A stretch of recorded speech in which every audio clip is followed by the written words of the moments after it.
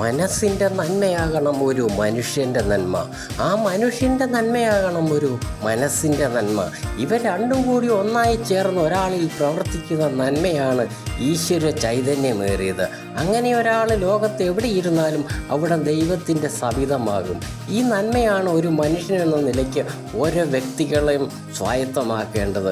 നമ്മുടെ ഉള്ളിലൊരു വിളക്ക് പോലെ എന്നും അണയാതെ അത് തെളിഞ്ഞ് കൂടുതൽ കൂടുതൽ പ്രകാശപൂരിതമാകുകയും ആ നന്മ ഉദയ സൂര്യനെ പോലെ ഭാരതിലുള്ള മനുഷ്യ മനസ്സുകളിൽ അജ്ഞതയുടെ ഇരുളുമാറ്റി വിജ്ഞാനത്തിൻ്റെ കാഞ്ചന ദീപ്തിയായി പ്രഭചൊരിഞ്ഞ് അങ്ങനെ നന്മയുടെ ഒരു ആലയമാകണം മനുഷ്യരെല്ലാവരും.